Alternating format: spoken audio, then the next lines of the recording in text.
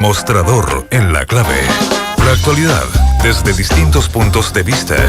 Un espacio para la discusión bien informada. El Mostrador en la clave. Con el equipo del Mostrador.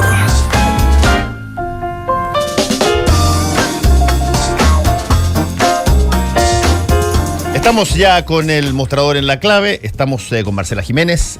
Hola, Fernando. Con Mirko Macari. Buenos días.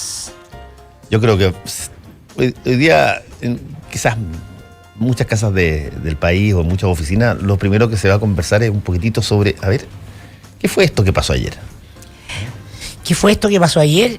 ¿Y es de la misma magnitud o más que la del 2011? Son preguntas abiertas.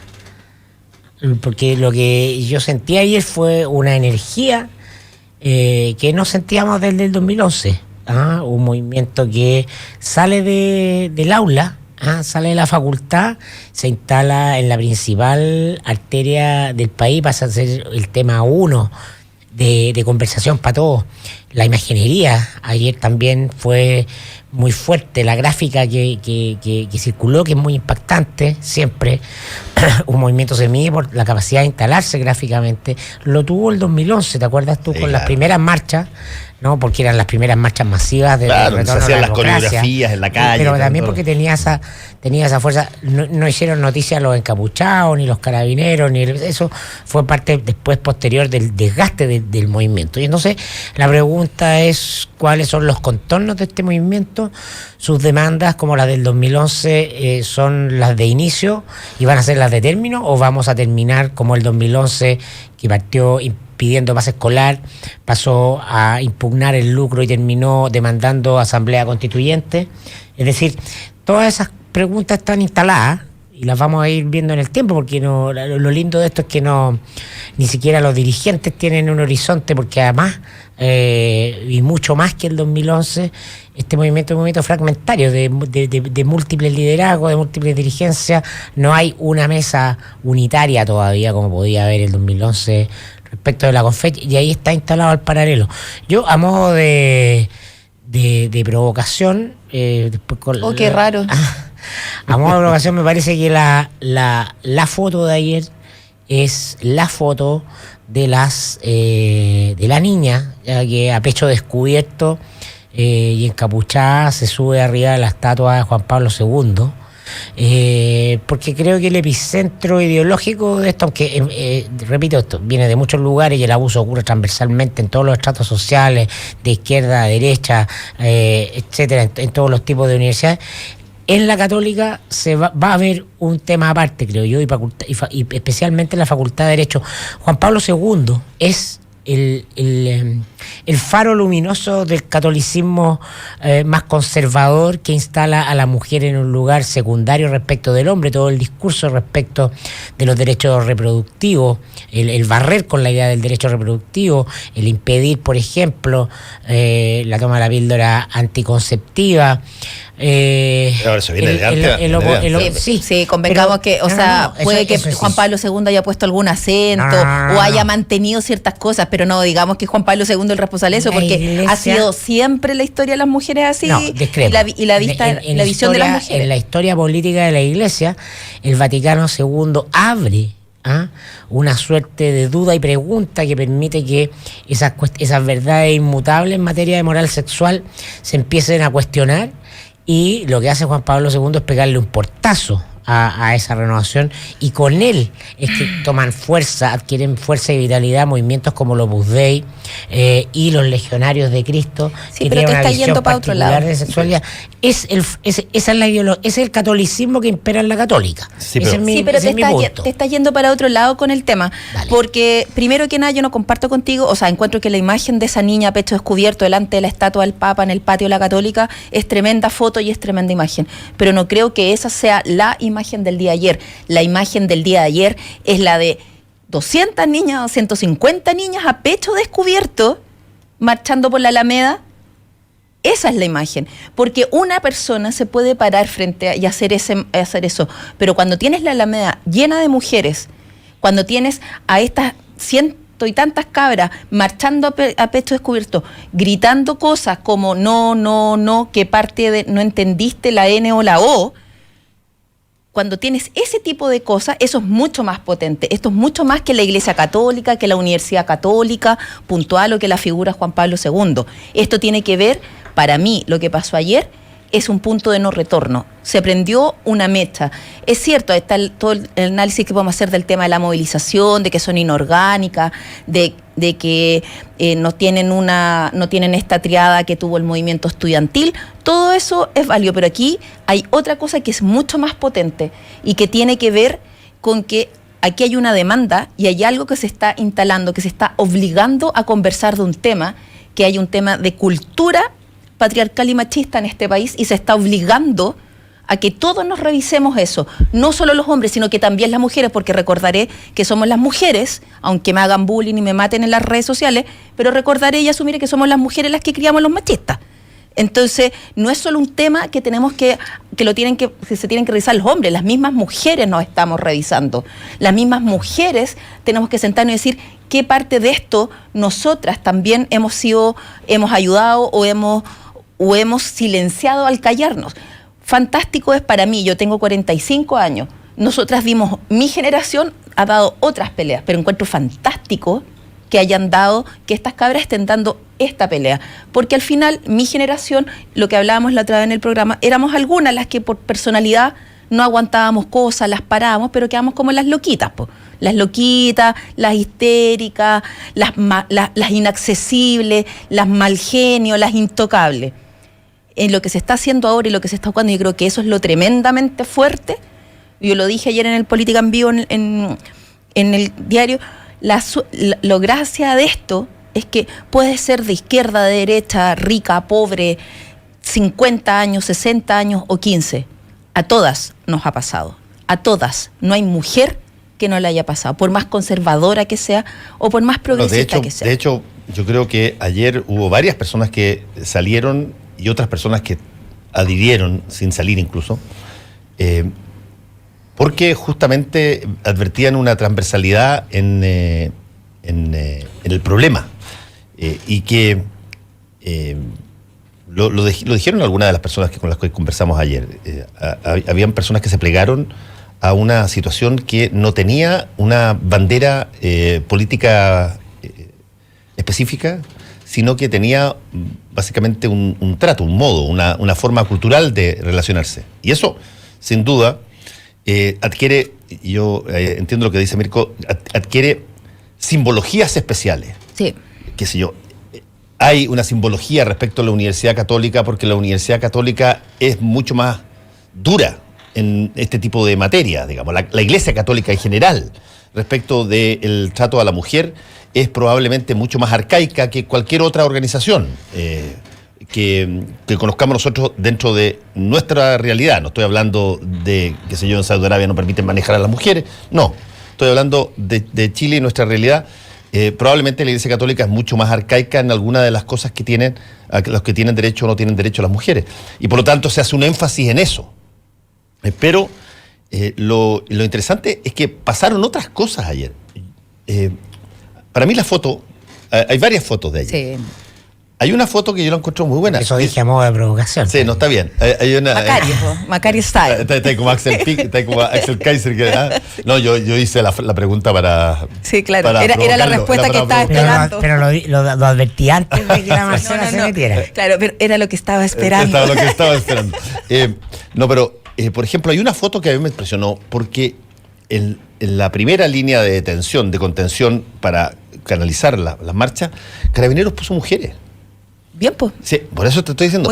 Puso mujeres, lo hicieron inteligentemente. Pusieron mujeres ahí en una primera fila. Después creo que hay un video importantísimo, que es cuando aparecen los típicos encapuchados que tratan de hacer su pega. Y fueron correteados por las niñas. Mujeres. Sí. Y por cierto, están todas estas expresiones que son de distintas gamas, las de a pecho descubierto, los bailes, el concurso de quién tenía la pancarta más creativa, porque había de todo. Creo que había una transversalidad que se notaba también en edades. Habían, qué sé yo, abuelas y habían nietas, digamos. Y por lo tanto, me parece concuerdo con lo que dice Mirko en que, así como hubo un hito en el 2011 de que algo se había iniciado, que no sabías cómo iba a terminar, pero sabías que no era un hito que se acababa mañana, ayer también pasó lo mismo. Sí, pero mi punto va a que también entiendo todo el tema de la Iglesia Católica, pero lo que yo estoy planteando es que no es solo la Iglesia Católica, no va a ser lo único importante, porque no es solo la Iglesia Católica en este país la que considera... ¿Alguien dijo que era solo la Iglesia Católica? No estoy diciendo eso, pero no estoy diciendo que es el foco o lo más importante, porque en este país no es solo la Iglesia Católica, en este país es la sociedad completa. Los masones, librepensadores, tan progresistas para muchas cosas, estamos en pleno siglo XXI y las mujeres no son parte de la masonería. Un grupo, un ente, una fuerza moral que ha pensado el país durante 200 siglos. Las mujeres no pueden pensarlo, parece tampoco, y si lo piensan tienen que hacerlo ¿cómo se llama? En sedes paralelas que no son reconocidas por la oficialidad. Las mujeres cuando llegan a lugares de poder, y insisto, yo quiero recalcar algo, yo no soy así como ni feminista, ni nada, me cargan las posturas, no comparto, no comulgo con los extremismos en este tema, pero sí hay un hecho que es real. Las mujeres cuando llegan a a condiciones de poder, a posiciones, tienen que enfrentar, o sea, no solo la travesía para llegar ahí, sino que tienen que enfrentar todo el machismo que las rodea permanentemente. O sea, a una mujer le va bien, no, es que se acuesta con el jefe, por eso lo hace bien. No hay ninguna remota posibilidad que sea porque la tipa es trabajadora, empeñosa, tiene talento. Lo primero que se piensa es que se acuesta con alguien y que por eso asciende y escala. Entonces... No tiene talento, pero es muy buena moza, como claro, dice la canción. Así. Entonces, son muchas cosas y se replica en formas muy amplias, como por ejemplo la foto del Consejo de Rectores, obviamente, hasta cosas muy cotidianas de nuestra sociedad. Por eso que yo amplío la mirada al tema de la Iglesia Católica. Va mucho más allá de esto. Es absolutamente transversal, va en todas las capas, en todas las cosas cotidianas. Son prácticas de la cultura. Y nosotros vivimos en lo que se denomina la cultura cristiana occidental. Buena parte del mundo que sale a combatir el proceso de la unidad popular y el ascenso del marxismo enarbola la pertenencia de Chile a la cultura cristiana occidental. Y el nombre es clave, es cristiana occidental. Entonces vivimos en una cultura donde se organiza o se sedimenta en función de las creencias religiosas del cristianismo y particularmente del catolicismo. Entonces es muy fundamental, si uno se va para atrás, y digo para atrás 200, 500 o 1000 años de prácticas de patriarcado y machismo, llegamos como lugar no exclusivo pero fundamental a la Iglesia Católica y al catolicismo, y a la idea de Dios, de Dios hombre, y a la idea de exclusión de la mujer de la jerarquía, de la posibilidad de ser parte de esta institución central en la construcción de nuestra identidad, de nuestras creencias acerca de la vida, del cielo, del infierno, etcétera, que es la Iglesia. Y en Chile, el lugar donde por excelencia se refugia, se parapeta el pensamiento de iglesia más conservador, el catolicismo más preconciliar, es la Universidad Católica. Eso es lo que estoy diciendo. Por cierto, que al formar a las élites, porque ese es el rol central de la Universidad Católica, al formar ideológicamente a las élites, se reproducen esas élites, esa visión, ¿no? Consciente e inconscientemente. Entonces, sí, hay lugares donde hoy día es más importante prestar atención a la fuerza que tiene este movimiento, y por eso me parece particularmente relevante lo que pasa en Derecho UC. No es Teatro UC, es Derecho UC. Ahí se forman las élites. El pequeño grupo de personas que administran el poder político y económico en Chile. No lo digo yo, lo dicen las consultoras de recursos humanos. Son gente que viene de 15 colegios, 2 universidades, ahora 3 o 4, todas identificadas ideológicamente con el mismo sector. Le entró competencia a la Católica con la Universidad de los Andes, con la Universidad del Desarrollo, pero se reproduce social, política e ideológicamente ahí. Entonces, a eso quiero apuntar, que esto parte, por cierto, con una demanda a la que nadie se puede oponer, ni ultraconservadores, ni izquierdistas, ni nada, de fin a los abusos y al maltrato, pero va a escalar, tal como lo decía la niña que nos acompañó ayer, la dirigente que era de la escuela, Nicole Martínez, de la Escuela de Derecho. Viene una segunda o tercera generación de demandas también. Vamos a llegar a esas que tiene que ver con los derechos de las mujeres, y ahí vamos a chocar en otra frontera. Lógico. ¿No? Partimos con el tema de la mujer individual que no puede ser acosada o violentada en función de... Y esa es una expresión del machismo. Pero viene otra. Entonces, ¿qué pasa ahí? ¿Cómo se enseñan los derechos de las mujeres? ¿Se enseñan derechos reproductivos en derecho natural en la Católica o no? No, pues.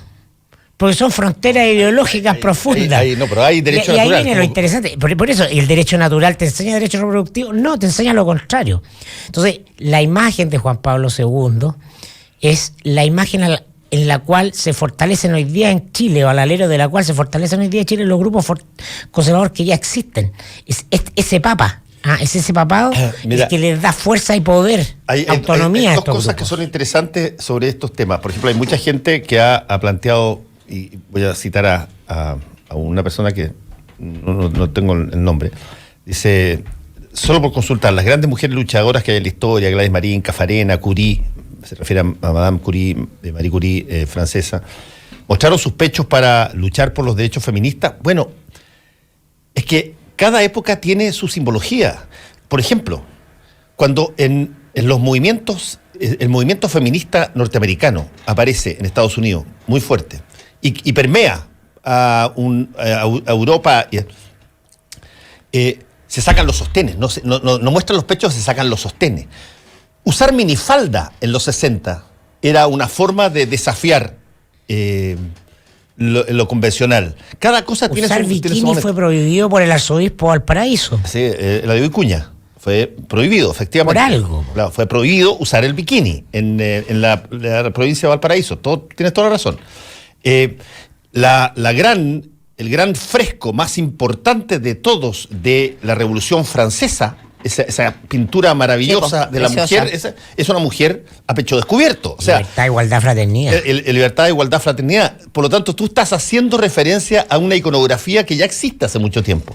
No es que tú quieras andar en pelota, es que tú estás tratando de reflejar una situación... el cuerpo desnudo exhibido de esa manera es un acto de rebeldía frente a un patriarcado que cubre a la mujer. En el Islam más radical y en el catolicismo más conservador, ¿no? Hay normas expresas donde se habla de la necesidad de que la mujer no exhiba su sexualidad, porque su sexualidad es una provocación. Mostrar los pechos, mostrar el poto, mostrar lo que sea, es erotizar a la mujer. El poder del patriarcado se fundamenta, entre otras cosas, muy esencialmente en el deserotizar a la mujer, deslegitimar la posibilidad de la erótica de la mujer. Ayer, precisamente por eso digo que para mí la imagen más importante, más allá de la de la niña sola, era estas ciento y tantas cabras a pecho descubierto en la calle. Era tan importante porque precisamente eso generó redes sociales ayer, la cantidad de hombres reclamando que era el colmo, que era una vergüenza, que era un escándalo, claro, porque les gusta mirar las pechugas escondidas, po.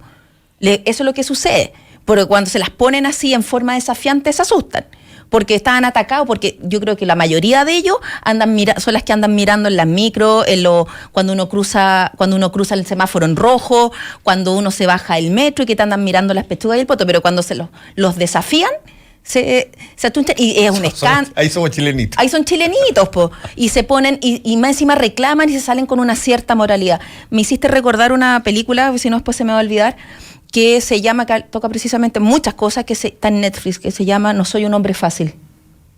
Y en el fondo... ¿Esa es mi biografía? Claro. No sé la verdad. Tengo entendido otra cosa. Yo soy muy fácil. Tengo entendido otra cosa. Yo soy muy fácil. Sí, bueno, pero esta película que se llama No soy un hombre fácil, me la recomendó mi sobrina, que tiene 26 años. Y resulta que la película cuenta la historia de una sociedad, pero a la inversa. donde los hombres han sido las mujeres, han sido las que han dominado durante 2000 años. Y los hombres, no. Entonces, son las mujeres las que en la playa andan a pecho descubierto y los hombres se tienen que tapar. Y así todos esos mínimos detalles cotidianos, pero desde la óptica al revés. Y la cultura le denomina eso decoro, pudor. Claro, por supuesto. Por eso tú tienes normativa en lugares importantes de construcción del poder y la cultura en Chile, como el Opus Dei, ¿no? Que es más que una forma de vida legítima de un grupo que de otro. Se construyen instancias de poder y tú tienes reglas claras sobre los roles de género ahí, ¿no? Sí, bueno. Y los colegios de esos mundos, el colegio Cumbres, que es de los legionarios, es colegio hombres femenino y masculino. Buena parte y ayer veía una nota en la televisión de hacer una revolución en los temas de género, es volver a juntar a los hombres con las mujeres, al mantenerlos separados, ¿no? Es que tú provocas de manera en buena parte inconsciente, ¿no? Esta diferenciación y esta tensión, esta violencia que es inusual, porque los hombres y las mujeres estamos hechos para vivir juntos toda la vida. En el seno familiar nacemos juntos y después el sistema nos separa por alguna razón oculta que tiene que ver con la necesidad de privilegiar uno por otro. Porque es que yo no sé si a los hombres los privilegia el estar separados de las mujeres. No sé si a los hombres se los priva de su feminidad también, de conectarse con su lado femenino en la medida que son educados en la lógica de espartana, claro. Se mide en los colegios, buena parte de los colegios, de la fuerza, ¿no? Y los juegos de fuerza física. La fuerza, el que la tiene más larga, el que la tiene más grande, el que es más agresivo, el más fuerte sobre el más débil. Son formas de dominación en las que los hombres también estamos socializados por el patriarcado. Entonces, el patriarcado perjudica tanto a las mujeres como a los hombres, si tú lo ves en una perspectiva mucho más sistémica. Normalizar las relaciones a nivel escolar va a ser un tema, y tú vas a ver cómo se van a oponer ahí enarbolando los derechos o las libertades individuales esos grupos conservadores. Porque en el plano público va a ocurrir, va a venir esa ley. Ya no va a haber más liceos de hombres, liceos de mujeres. Mira tú lo que pasa con el Instituto Nacional. Ayer los exalumnos sacaron una declaración oponiéndose tajantemente a la idea de que puedan entrar mujeres al Instituto Nacional. Pero ojo, esa declaración de un grupo de exalumnos generó la crítica de muchos exalumnos. Pero ya está instalada la conversación. Pero o sea, se supone que el Instituto Nacional es el faro de la República, o lo fue en algún minuto. Faro de la Nación. El faro de la Nación, y por favor, está bastante lejos de eso. Pero mira, aquí tenemos dentro de la misma radio un qué sé yo, espécimen que refleja claramente la educación del Instituto Nacional. Ese es Ricardo Canitroto, ¿no? Parecido. Bueno, pero tú estabas tocando algo de la segregación, y eso me lleva a plantear algo que está muy unido a toda la conversación, y es el tremendo desafío, no solo que tenemos como sociedad y que se les está planteando también a los hombres, sino que el desafío que tiene este gobierno, que no es muy cómodo para esta agenda. No convengamos, yo no estoy diciendo que la centroizquierda o la izquierda sea mucho más avanzada o evolucionada que la derecha en esto, no, porque no lo es, sino estoy diciendo que para la derecha estos temas en general no son muy cómodos, y estamos en un gobierno de derecha con autoridades que están vinculadas al tema, que son bastante conservadoras. Basta ver las declaraciones que hizo ayer, otra en su propio estilo, el ministro de Educación, Varela, cuando habló de las pequeñas humillaciones y se mandó la cuña del día, o sea, en el peor día de la semana, habló de las pequeñas humillaciones que sufren las mujeres, y el Ceremi del Biobío de Educación, en la misma ruta de su ministro,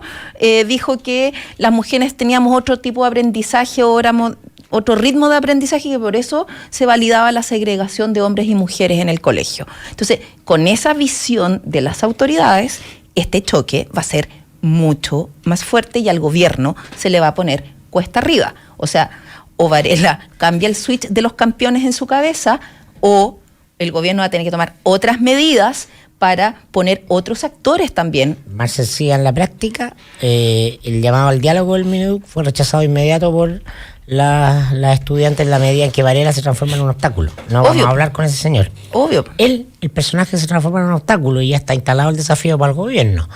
O sea, hay suficiente cantidad de personas en la derecha, hombres o mujeres, que sí, yo encuentro son capaces de liderar Yo también. este proceso, y ya claramente Varela queda al margen de eso. Si este va a ser el tema central de la agenda en el próximo tiempo, está centrado necesariamente en educación, y también, por cierto, en Cernam, pero de manera subsidiaria, porque esto centralmente la primera parte, la parada de la micro es educación. Los protocolos de abuso en el mundo universitario, público y privado. Es ahí desde donde viene, es ahí donde va a venir esa primera conversación. Ya hay un obstáculo claro, ya está con fecha de vencimiento el ministro. Si el gobierno quiere liderar o quiere aprovechar como oportunidad en beneficio propio esta agenda que no es necesariamente adversa para él, lo enfrenta a un desafío. Por eso dije, se le pone cuesta arriba, ahí se va a ver realmente, o sea, qué tanta importancia y real importancia se le toma el gobierno. No, tengo entendido, me comentaron que efectivamente, por ejemplo, ayer mucha gente de gobierno salió a la marcha, salieron a observar, a ver de qué era esto, de qué se trataba, porque están, como la mayoría de la sociedad, están bastante sobrepasados y... Además esto llega inevitablemente a todos los lugares. A todos los lugares. Salieron ministros, me dijeron que salió el ministro de Bienes Nacionales a pararse en la calle, a mirar, o sea, con cara de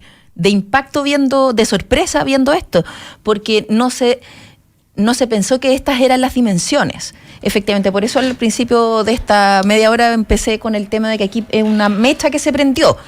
Y yo creo que eso es lo más importante. Como dices tú, estamos en la primera etapa, en la primera paradero del trayecto. Y Varela, yo insisto, es bien normal que no hayan querido conversar con él. O sea, él representa la provocación, todo lo que se está reclamando lo representa a él. Porque, claro, uno puede decir son salidas de libreto del ministro, tiene un estilo medio cotidiano, por decirlo de alguna forma elegante. Pero eso refleja una visión. Es un campeón mercurial. Eso refleja... Eso de los campeones fue terrible. Esa expresión de los campeones fue brutal. Como lo de las pequeñas humillaciones de ayer también.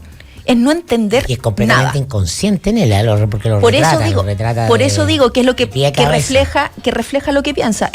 Entonces ayer titulamos así: Varela no entendió nada. Vamos a hacer una pausa y después tenemos otro tema que queremos conversar en el mostrador en La Clave.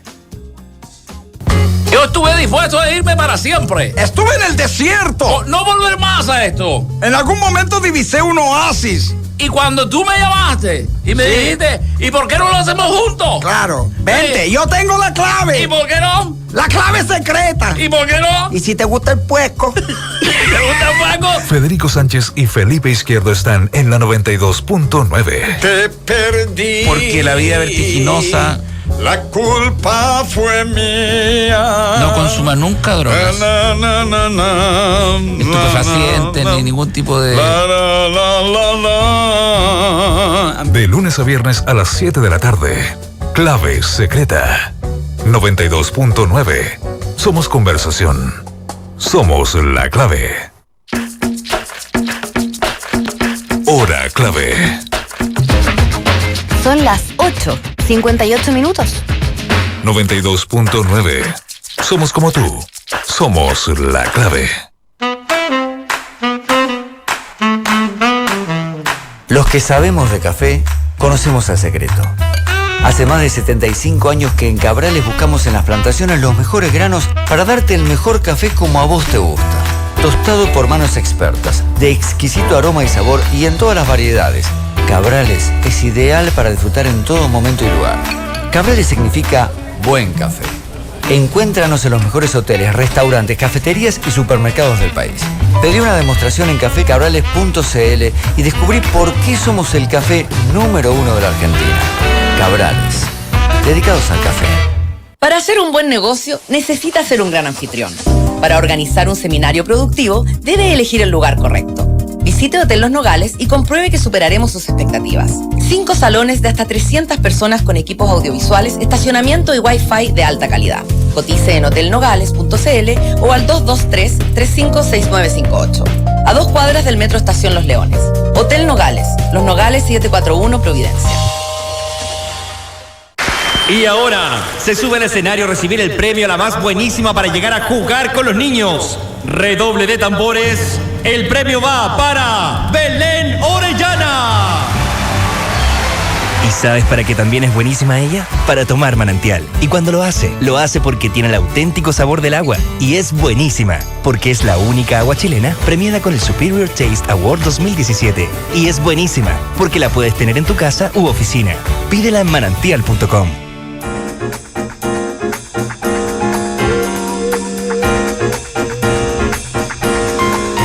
Estamos con el mostrador en la clave y queríamos tocar un tema que es internacional. Lo queremos tocar con alguien que fue embajador en Israel. Nos estamos refiriendo a José Rodríguez Elizondo, quien ya está en contacto con nosotros vía teléfono. ¿Cómo estás, José? Pepe. Hola, Fernando. Gusto saludarte. Sí, lo que está pasando allá, bueno, tú estuviste de embajador.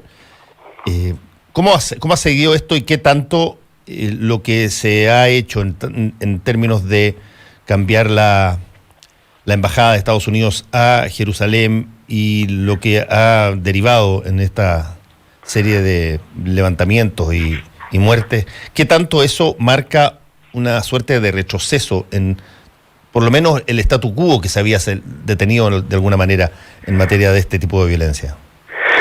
Mira, Fernando, cuando yo estuve como embajador en Israel, era un punto interesante de bastante optimismo con respecto al futuro del conflicto histórico, político, religioso, etcétera, porque todavía seguían vigentes los acuerdos de Oslo. Sí.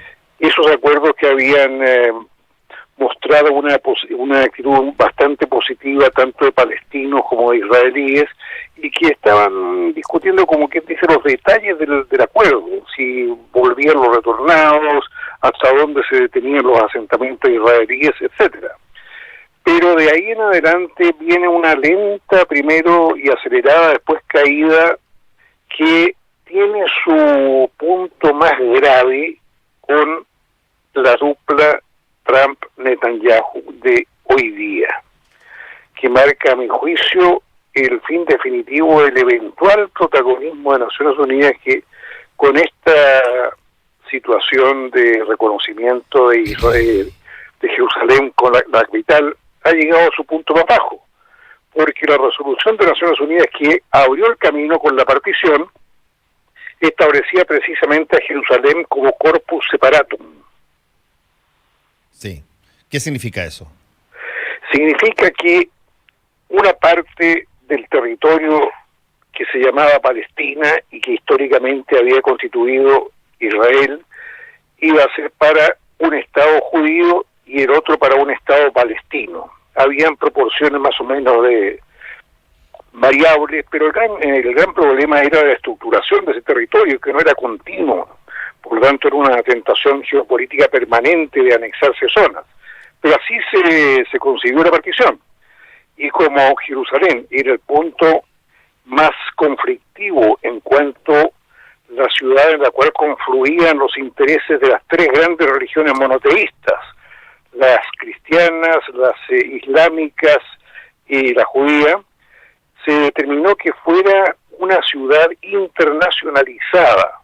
Para no decir una ciudad internacional, se dijo corpus separatum, un cuerpo separado de las 2 particiones que se establecían. Ahora, lo que se decide, por ejemplo, en el caso del presidente Trump, de trasladar la embajada a Jerusalén, yo me imagino que eso es algo que inmediatamente previene y se sabe que va a generar este tipo de disturbios, ¿no? Absolutamente, Fernando. Desde mi conocimiento in situ, todos sabíamos el conflicto que significaba Jerusalén. Por una decisión política muy errónea, el gobierno israelí, no me acuerdo qué presidente o primer ministro, dictó una resolución según la cual declaraba a Jerusalén como la capital eterna e indivisible del pueblo judío, lo cual significó que Naciones Unidas emitiera instrucciones y prácticamente todas las embajadas que estaban en Jerusalén emigraron hacia Tel Aviv. Esa es la historia, me estoy remontando al año 80. Se quedaron en Jerusalén sobre la base de algunos estímulos, algunas embajadas latinoamericanas, creo recordar que Salvador y Costa Rica, y Bolivia, que se ubicó en la frontera de Jerusalén. Pero todas las demás, incluida Estados Unidos, naturalmente, emigraron y se establecieron en Tel Aviv, entre ellas la Embajada de Chile. Por lo tanto, lo que viene ahora es prácticamente un gesto desafiante de Netanyahu en contra de sus propios presidentes predecesores. Y él sabe absolutamente bien que con eso estaba desencadenando una ira bastante fuerte de los palestinos que se ejerció desde el mismo día, y estaba complaciendo a uno de los aliados más conflictivos que puede tener el mundo, que es Netanyahu. Netanyahu no representa fielmente la posición de los israelíes de centro, de izquierda, independientes. Es un nacionalista clásico y bastante latinoamericano.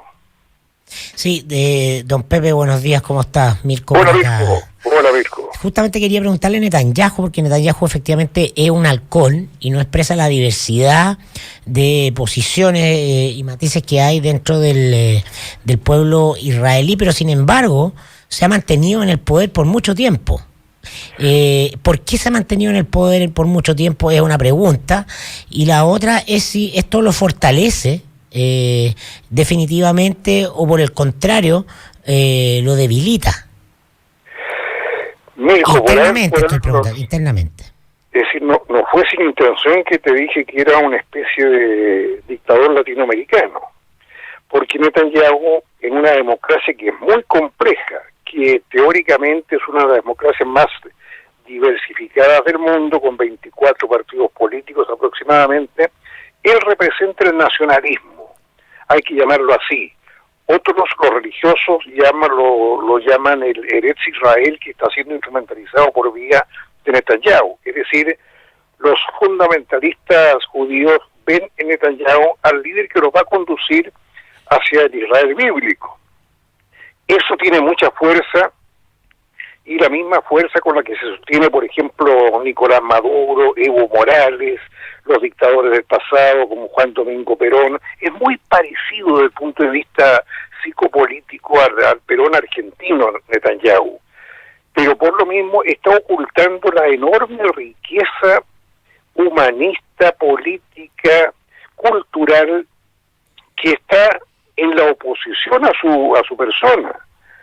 Israel es un país que en una democracia dialogante, una democracia que hubiera hecho efectiva la tesis de los dos estados de Shimon Peres, sería un país líder señero dentro del contexto mundial. Es un líder tecnológico, es un país que tiene un progreso brillante.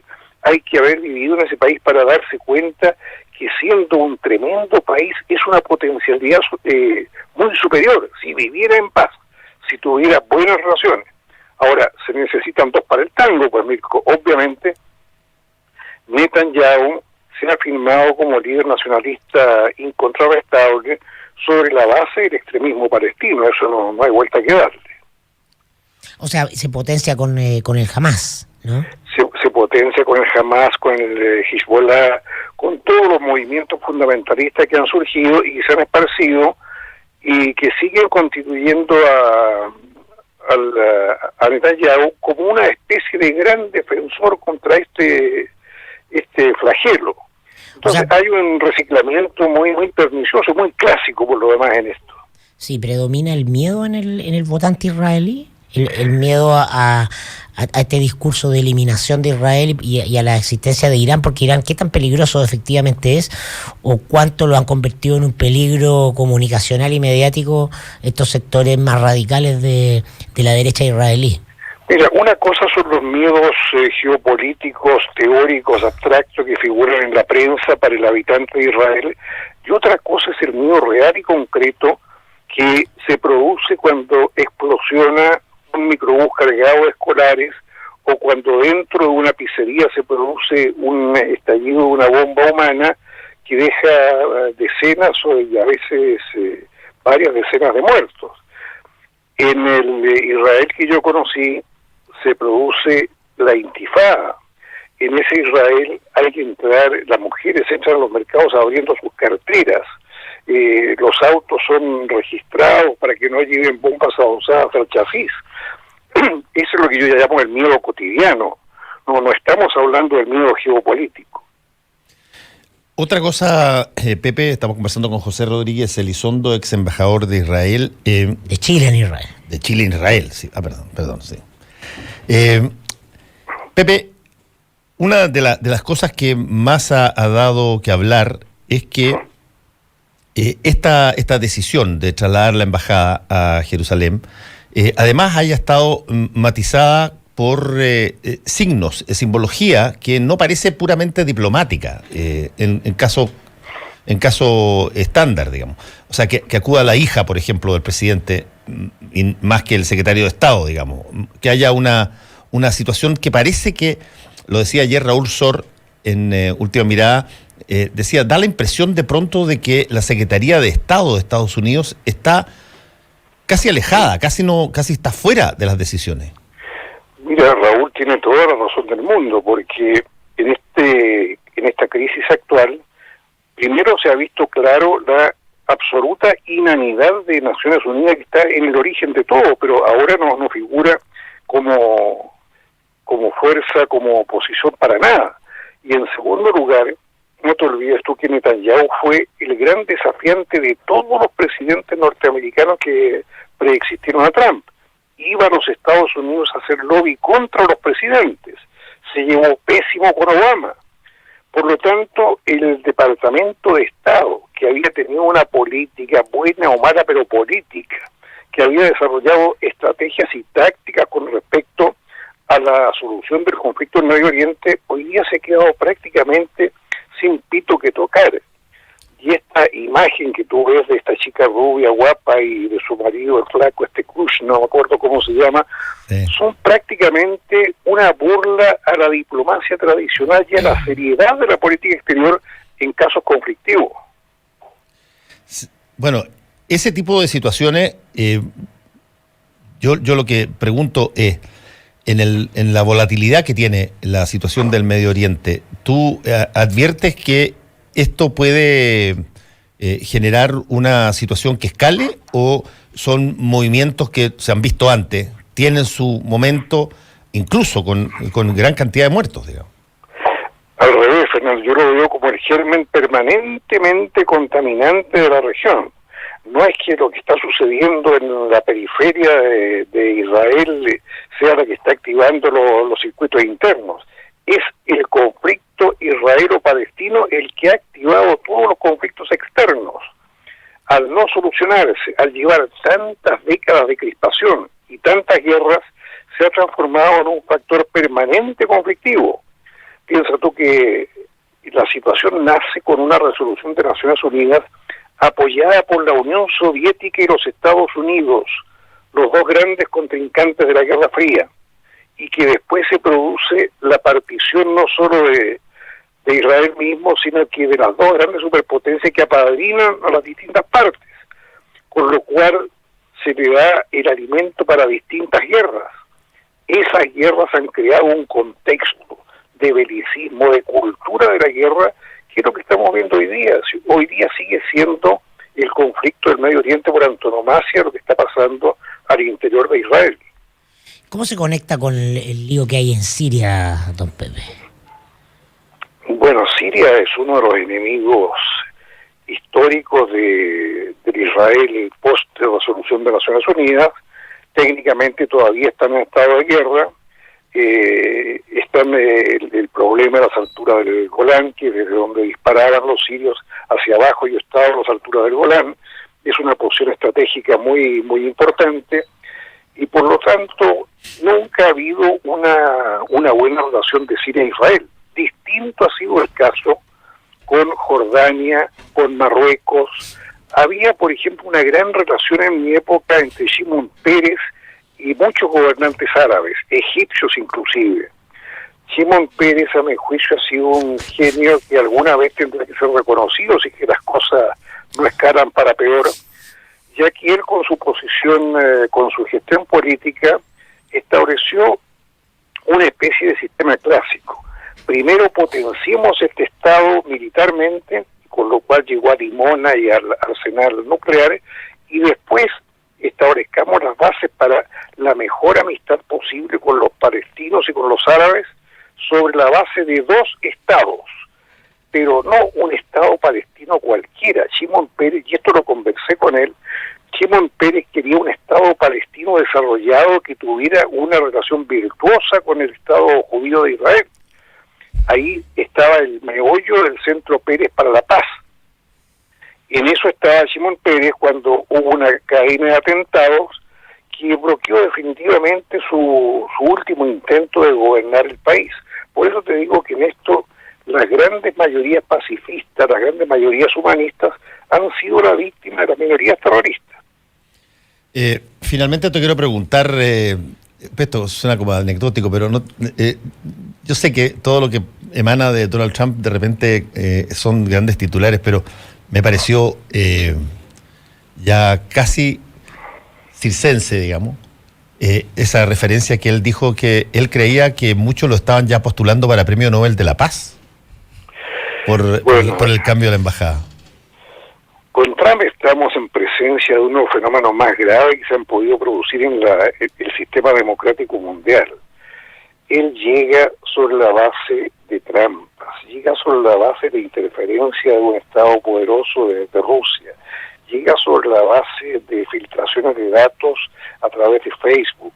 Es decir, llega sobre la base de un conjunto de situaciones político-tecnológicas nuevas que permiten ver por primera vez en la mayor democracia del mundo a un personaje que políticamente yo defino como freak. En la medida en que la política económica de este señor está produciendo efectos coyunturales beneficiosos, está manteniendo una base fuerte de poder en los Estados Unidos. ¿Qué cosa más peligrosa es esta, Fernando? En cualquier momento sobre la base de esta diplomacia que la maneja él con su familia, nos podemos encontrar, quién sabe, ante qué desaguisado. Bueno, Pepe, te quiero agradecer este contacto que tuviste con nosotros en el mostrador en La Clave. Un gran abrazo, que te vaya bien. Un abrazo, pues, hasta luego a todos. Pepe. Chao. Gran amigo, don Pepe, tiene un libro muy entretenido que se llama que lo escribió siendo embajador, por la experiencia que tuvo como embajador en Israel, sobre el Papa Wojtyla y su relación con el mundo judío. Un tema de nicho, pero muy bien escrito, muy entretenido, interesante. Interesante todo. Oye, a ver, volvamos a lo último. Acá se aprobó la interpelación contra el ministro Hernán Larraín. Sí. Entiendo que lo va a interpelar Carmen Hertz. Y esto tiene que ver con el retiro de este subsidio extra para las personas que habían sido víctimas de violaciones de derechos humanos. Y por lo tanto, el ministro Larraín no ha salido todavía del foco que se ha creado. Acuérdate, él fue uno de los primeros ministros que apareció con estas frases que no correspondían mucho a lo que quería el gobierno que se dijera al principio en un encuentro de la UDI, cuando habló de los jueces de izquierda que iban a ser neteados con los nombramientos de este gobierno. Y no ha podido salir mucho de ahí. Después vinieron las reuniones con ABO. Después vinieron las reuniones exactamente con ABO. Candidato y después cuando era fiscal nacional. Exactamente. Y bueno, y ahora viene esta interpelación, que las interpelaciones en general tienen un efecto más bien mediático, creo, sí, que político serio. A ver, las interpelaciones, si bien son parte de la atribución fiscalizadora que tiene la Cámara de Diputados, es una de las herramientas de fiscalización. Efectivamente han sido ultramanoseadas la última década.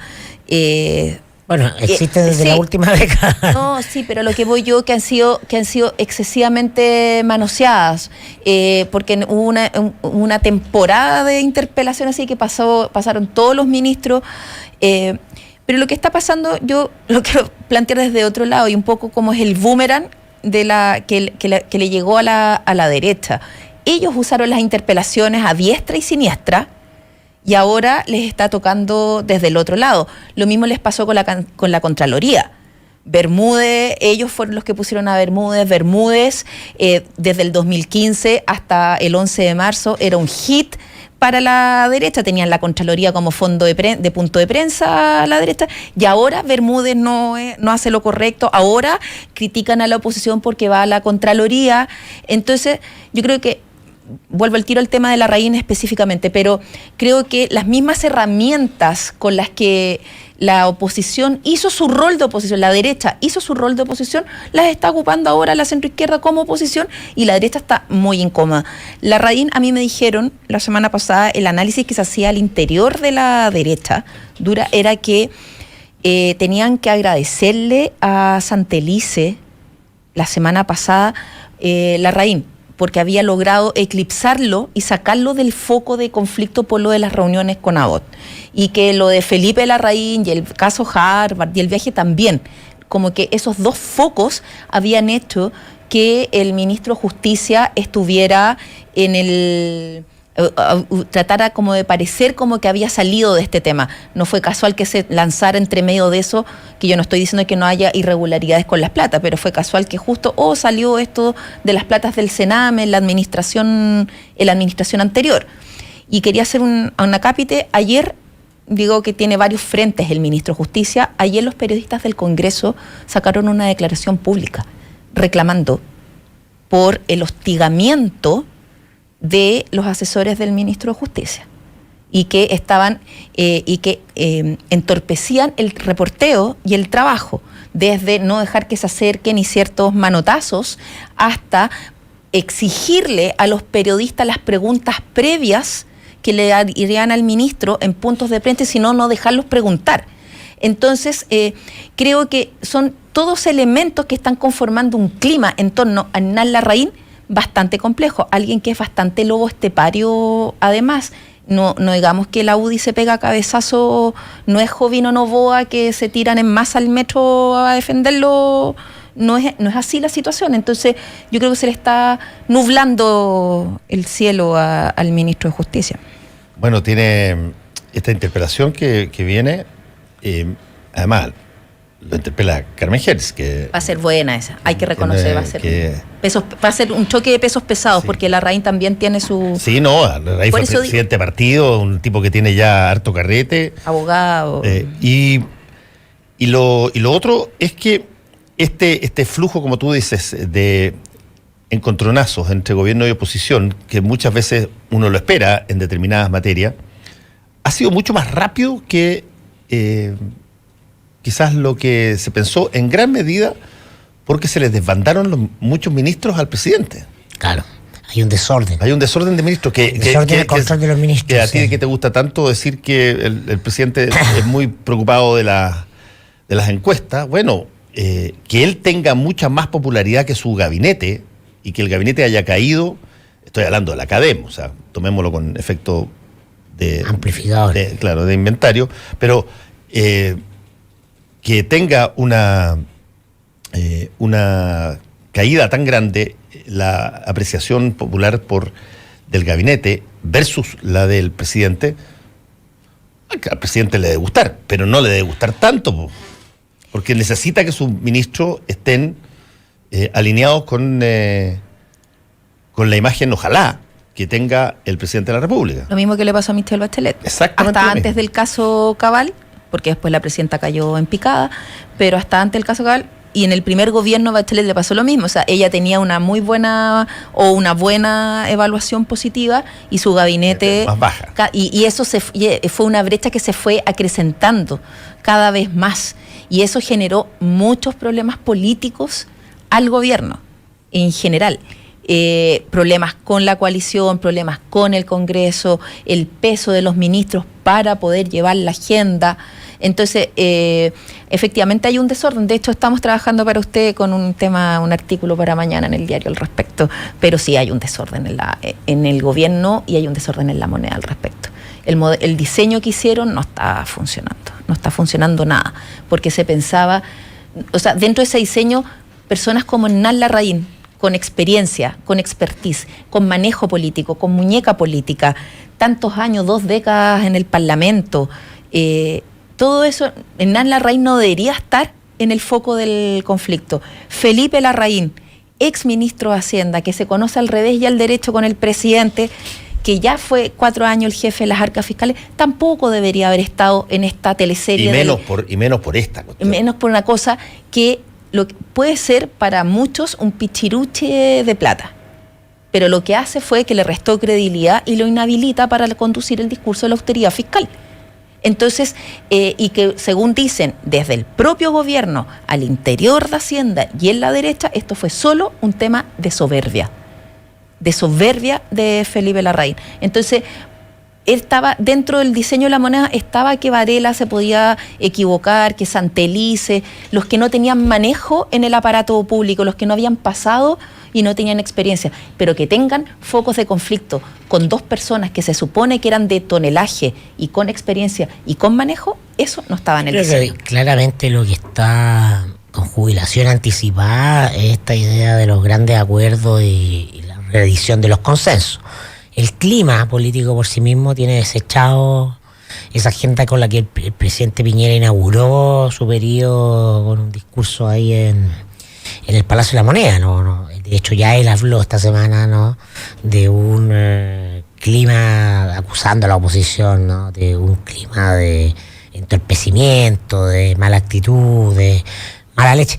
Entonces ya está desechado eso, fin de la lógica de los acuerdos. Queda parada solamente con algún viso de algo, ¿no?, la mesa en torno a los temas de infancia, que obviamente son muy delicados para todos los políticos, restarse, y ahí podrá haber una bandera, pero como política general no va a haber nada de eso. No. El país sigue la dinámica que se vivió en el gobierno de Chile, un enfrentamiento entre gobierno y oposición que impide avanzar en los temas de Estado, absolutamente. Entonces, pero va a avanzar en la medida. Se suma al caótico clima comunicacional normal de este tipo de sociedades que hemos construido, donde los gobiernos tienen poca capacidad de control de la agenda. Entonces, cuando se mueven, los ministros están desordenados. Claro, porque lo que llama la atención de la opinión pública en torno a lo que conversamos son los desaguisados, porque tampoco hay grandes políticas de Estado. No, pero por ejemplo, ayer entrevisté a José Miguel Valente, ministro de Economía, en La Noche en Última Mirada. Y José Ramón Valente. Es interesante porque él hizo un desafío que yo le pregunté si que había tenido problemas y se rió un poquitito que haya, pero él ha sido la única persona que yo he visto del gobierno que abiertamente así ha hablado de que hay que darle, por ejemplo, una oportunidad a las monedas virtuales, al Bitcoin o al blockchain, que es la plataforma sobre la cual... Y estamos hablando de que eso normalmente era materia del Ministerio de Hacienda. Toda la parte financiera que tiene que ver con este lobby gigante de los bancos que tratan de bloquear. En todas partes del mundo tratan de bloquear el blockchain y las Bitcoin y todas las monedas virtuales. Y él se pegó un speech hace un tiempo, yo se lo recordé ayer, diciendo, oye, hay que darle la oportunidad, como también hay que darle la oportunidad a Uber, a Cabify, a los hoteles, que eso adecuarse a los nuevos tiempos, claro, regulados. Que eso me dio a mí la impresión a río revuelto, de repente sale el Ministerio de Economía con una posición que yo te diría mucho más moderna que el Ministro de Hacienda. Yo quiero remarcar un punto que es lo que comentan al interior del gobierno y en la propia, que insisto, el tema en la soberbia de Felipe Larraín. El análisis que se hizo al interior es que todo este episodio, el tema Harvard, es por soberbia de él. Volvió a Teatino 120 el 11 de marzo muy soberbio, que no escucha a nadie, no acepta consejos de nadie y además está enfrascado en una disputa, en una guerrilla interna que es el cagüín de la moneda, que es la pelea con Alfredo Moreno. Entonces está más preocupado, parece, de que no lo sienten en la misma mesa con Moreno en las actividades presidenciales que de otras cosas. Porque ese es el cagüín en materia de viaje, la pelea. De viaje a reuniones de exalumnos, esta fue knockout en el primer round de Moreno. Eso fue una estocada. Y viniendo de un compañero de gabinete, de un par del gabinete, fue terrible. Y esa tiene a Larraín, que fue, por lo que tenemos nosotros entendido, efectivamente él pidió que lo sacaran de la misma mesa. O sea, están perdiendo totalmente el foco. Parece más curso de colegio que gabinete de ministros. Sí, todas las semanas hay un ministro que se roba la película y que impide que el gobierno controle la agenda. Esta semana, eso de tener al presidente vuelto loco.